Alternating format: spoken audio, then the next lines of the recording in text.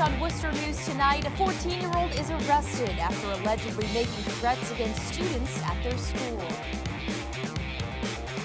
Plus, the Massachusetts Attorney General's office suing the local sewage disposal company after they say the company orchestrated an illegal scheme. Good evening and thank you for joining us. I'm Anna Botari. We begin tonight in Worcester, where the South High Community School saw an increased police presence Monday after a threat was made against a student.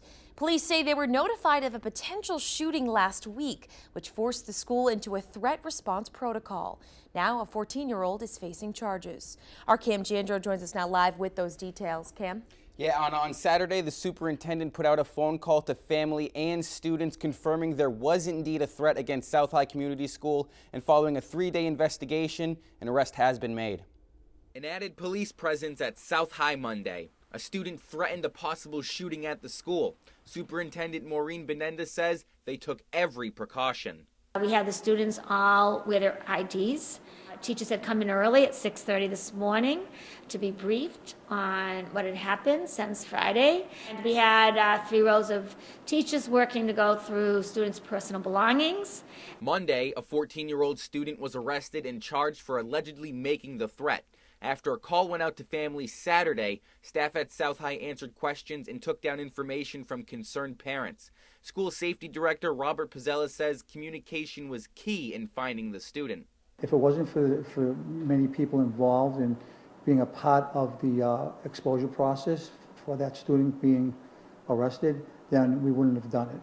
The school still opened its doors Monday after the district was unable to find a weapon. Safety is of utmost importance, and because we could not substantiate the threat, we wanted to make sure that we were prepared.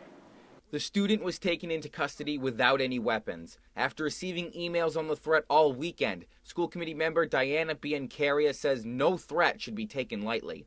You can't ignore anything today.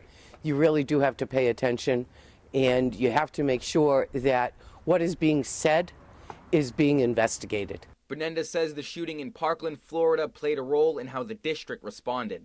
It makes you always stop and reflect to make sure is there anything else we should be doing, and it also makes you realize that good habit is always to follow protocol.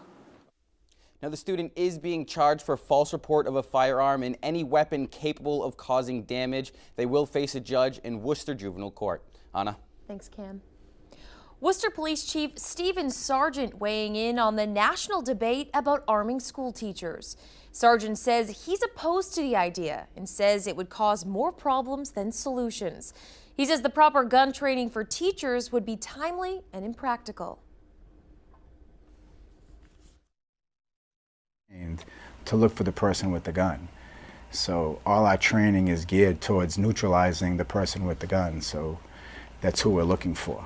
We don't want any outside distractions, and it just makes it dangerous for the teachers, administrators who are carrying guns, and the students in general, and certainly my police officers. Chief Sargent says the close connection between the Worcester Public Schools and the Worcester Police Department will keep city schools safe. Attorney General Maura Healey announcing her office has sued a Millbury sewage disposal company. The lawsuit comes after claims Mid-State Sewage has been illegally dumping septage and waste into the town's sewer system to avoid paying fees to the regional wastewater facility. The complaint also alleges the company illegally installed an unauthorized septage storage tank at its facility. In a statement, AG Healey says, "We allege this company orchestrated an illegal scheme that costs the residents of Millbury, risked the integrity of the sewer system, and created an unfair business advantage over its competitors. We will take action against companies who skirt our state laws and regulations for their own profit." An off-duty Worcester firefighter was on his way to work Monday when a fire breaks out near his home. He was able to rescue one resident, but the early morning fire claimed the life of an 85-year-old woman. Now investigators are looking into a cause. Our Chandler Walsh has more. When fire started in this split-level home Monday morning, an off-duty firefighter was the first to arrive. Worcester Deputy Fire Chief John Sullivan says the lieutenant lives in the neighborhood. He didn't have his gear with him, but he still managed to make a rescue. Fortunately, I should say, he was on the scene very quickly and was able to do what he could to help at least save that one life. When crews arrived, they discovered another man and a woman still inside the Green Farms Road home. The fire department says the 85-year-old woman was in critical condition and later died at UMass Memorial Medical Center. It is a sad day for us whenever we lose a member of the community, and our thoughts and prayers are with the family. The two men, the woman's son and his husband, both in their 60s, were hospitalized. Neighbors describe seeing the woman being transported on a stretcher. I saw her hand was burning, so like red, something red. And when the ambulance took her, they covered her face too. Neighbors say they could tell the fire was serious because of the smoke and flames in the front second-floor bedroom. It's where fire investigators believe it may have started. I saw the fire and a shock, and when I came out to the porch, I couldn't breathe. They had to break through the roof right there, to get to ventilate the fire, and then they had to break out the windows. Chandler Walsh, Worcester News Tonight.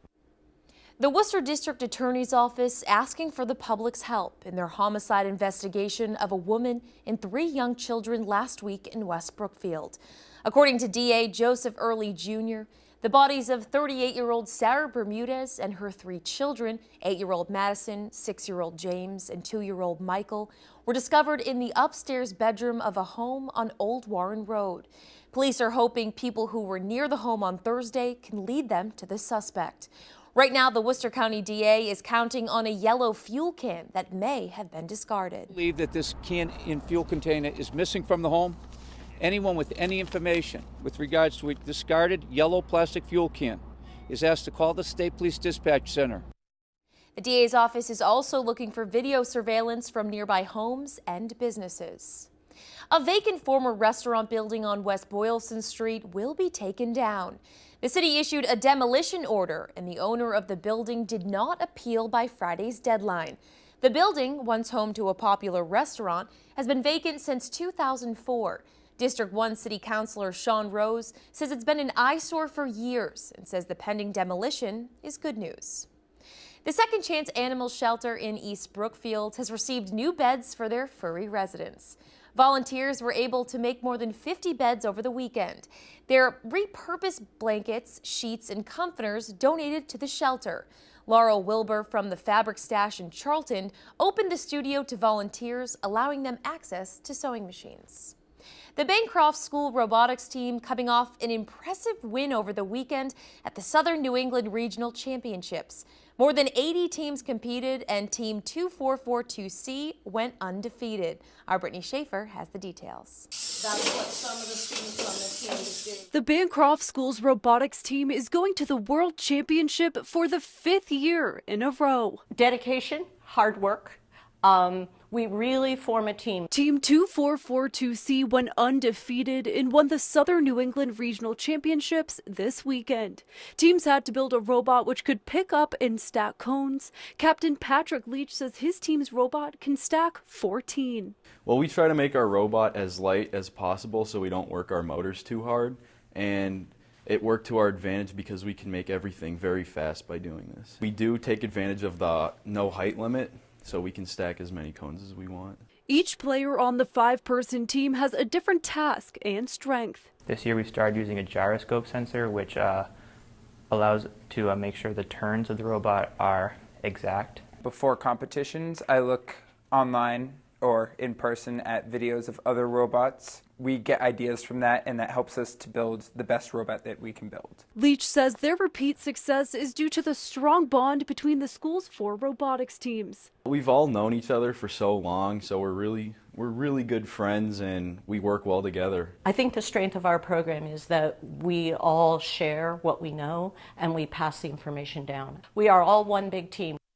Now, 2 out of 4 of Bancroft's robotics teams qualified for the championships. They will be held in Kentucky in April. Brittany Schaefer, Worcester News Tonight.